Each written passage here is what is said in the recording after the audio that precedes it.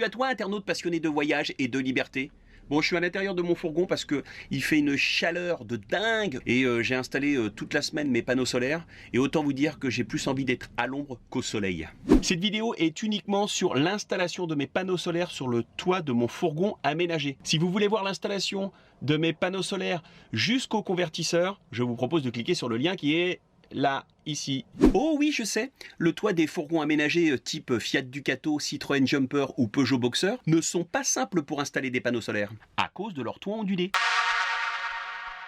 J'ai trouvé une solution pour mon fourgon aménagé, et j'avais envie de vous la faire partager. Attention, vous allez fixer du matériel sur le toit de votre fourgon. Si vous ne le faites pas bien, vous risquez un accident. Si vous ne le sentez pas, faites-le faire par un professionnel. MyShop Solaire, mon partenaire dans cette aventure, m'a fourni avec mes panneaux solaires des fixations Unitech. C'est une marque française qui fait ça. Leur gros atout, c'est qu'une fois fixé sur le toit, on peut enlever et remettre les panneaux solaires. Et ça, c'est bien pratique. Si un jour j'ai un panneau solaire qui tombe en panne, je pourrais facilement l'enlever, le réparer, voire le remplacer. Petit inconvénient de ces fixations, c'est que pour justement les fixer sur mon toit ondulé, c'est pas simple. J'ai trouvé une solution. Des plaques aluminium et beaucoup de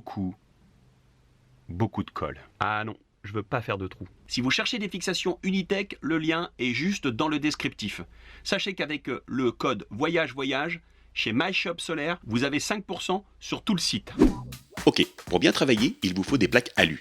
On trouve des plaques de 25 cm par 50 cm, de 1,5 mm d'épaisseur, des fixations Unitech, des verrous type marine pour éviter la rouille, du Sikaflex 512 Caravane qui est fourni avec les fixations ou du Sikaflex 521 UV et un ami. I'm very happy to see Michel in real life because I see Michel in the movie and I say, oh, it's amazing, it's very beautiful, Michel.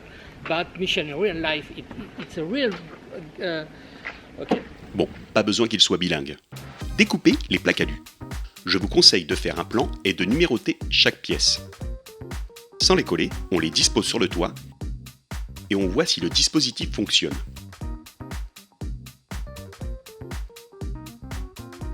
Une fois bien calé, on marque toutes les positions afin de bien remettre pile poil à sa place tous les éléments.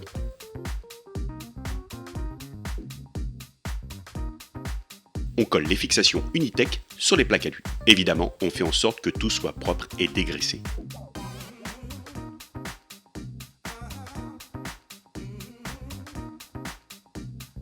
On laisse sécher 4 heures.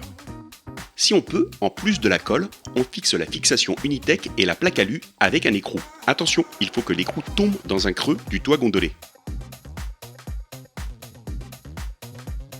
Et on installe le tout sur le toit. Même principe, on nettoie, pas de graisse, et on colle. Après, pour éviter les infiltrations d'eau entre la plaque et le toit, on sait jamais, j'ai jointé avec le Sika 521 UV. Et voilà, le tour est joué.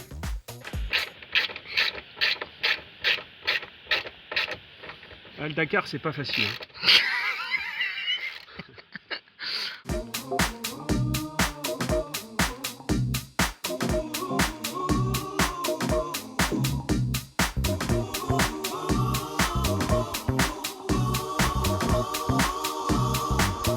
Si vous voulez voir le reste de mon installation solaire, je vous propose de cliquer sur le lien qui s'affiche juste au-dessus, ici. Voilà, j'espère que cette vidéo vous a plu. N'hésitez pas à la liker, à la partager sur les réseaux sociaux. Et si vous ne l'avez pas encore fait, abonnez-vous à cette chaîne. Allez, salut!